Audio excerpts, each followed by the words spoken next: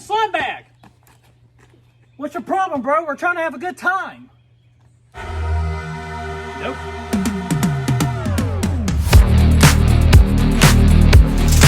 Who the hell are you? What the hell?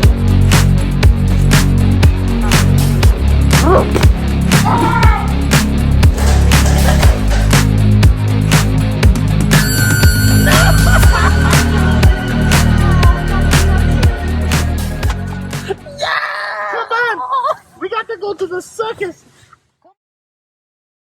What's going on, guys and gals, and welcome to Good Reel Hunting. We're in for the good reels, so you don't have to. It's your boy Brad, the Bretman's over there. Today we're going to be talking about M3GAN, who just dropped here today, this week actually, from Gerald Johnstone, man. And Birdie, I gotta tell you, man, this is one from the trailer I did not expect anything special from. I thought it was gonna be very generic. In a lot of ways, it still was, man. But I tell you what, it was executed actually really well, much better than I expected.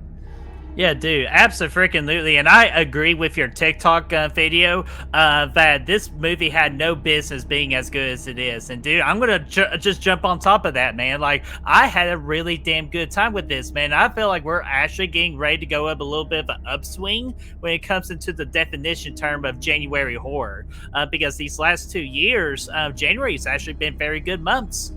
That's 2 years in a row with a banger, man. And this thing, yeah, it was way better than expected. It's almost identical, ladies and gents. And we're not going to spoil it, but it's almost identical to the Child's Play remake in 2019. But I think I honestly thought of that. 100%, dude. You got, this child that, is in need of a buddy. Buddy comes along. They get a little bit too close for comfort, and Buddy starts getting a little overprotective kind of deal. It's kind of the same, the same theme. But I actually think this was executed way better. I thought it was way more interesting. I thought the characters were more interesting. I thought M3GAN was more interesting than Chucky. M3GAN actually had a way better look than Chucky's ass did in that 2019 fucking movie for sure. So there's a lot of things they really struck better in this movie than they did that one, even though, it's pretty much the same story. Dude, abso-freaking-lutely. You pretty much took exactly what I was going to save in my back pocket here, but you freaking said it out there. So again, I agree with you again. This is a way better version of Child's Play from 2019. Definitely the doll looked better. I will say, if there's a chance if we could combine both movies of M3GAN and Child's Play 2019, that'd be pretty much the perfect killer doll movie right then and there.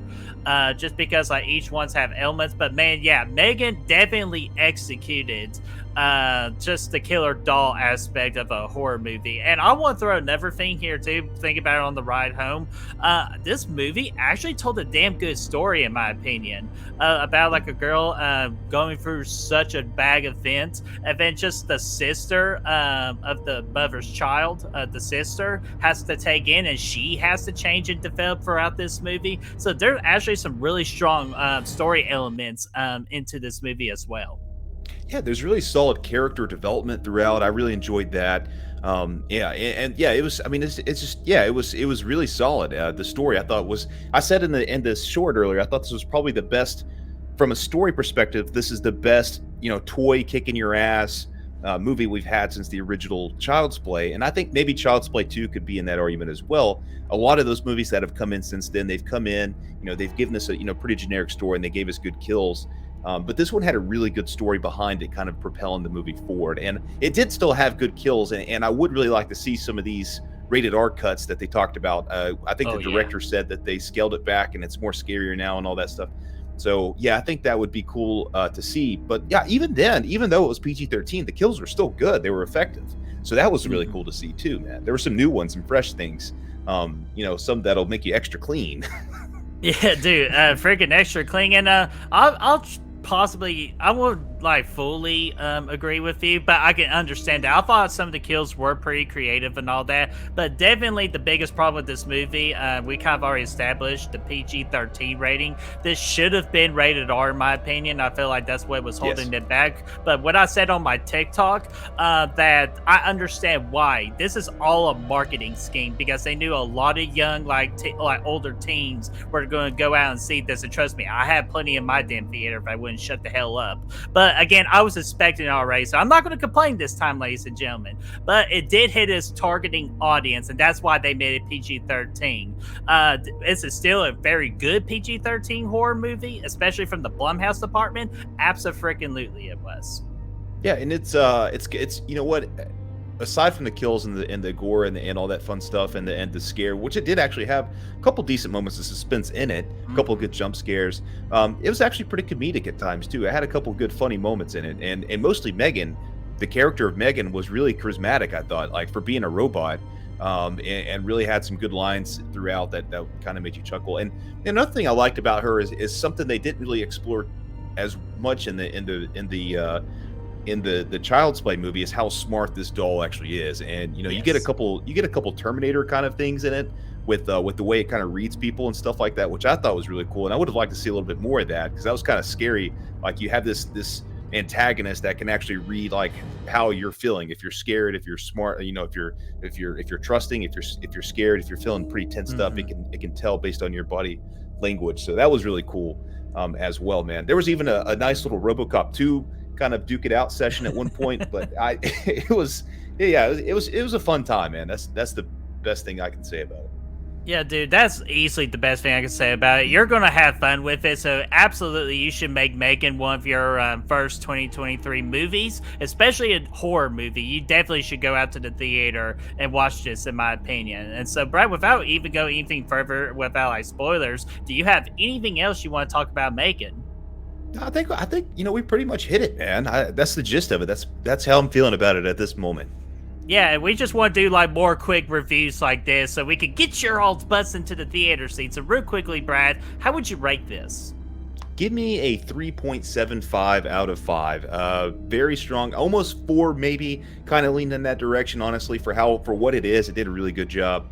But I'm going to say, for the sake of this, let's give it a 3.75 out of 5. Alrighty, and I am going to give it a, I'll jump on that board review, make math a little easy today too, because plus I kind of feel like this, 3.75 as well. Again, if we could have that rated R rating, I feel like we could have easily gone into 4 territory. So 3.75, it's super fun, another one in the Blumhouse department of a fun horror movie. So with 3.75s, Brad, we are going to be going into the territory of A Dance with Jimbo.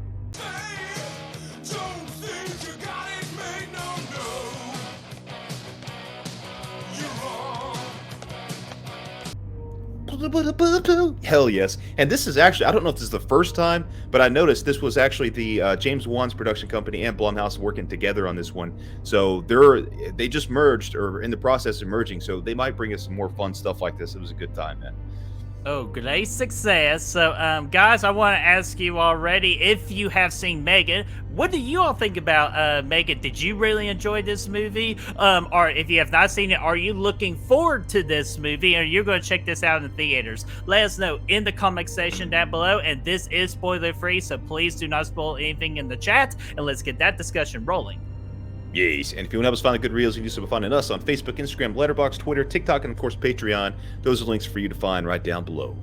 Absolutely. So we're gonna go ahead and get on out here. I'm gonna freaking be jamming to some freaking Bulletproof, and I'll see you guys later. Peace out.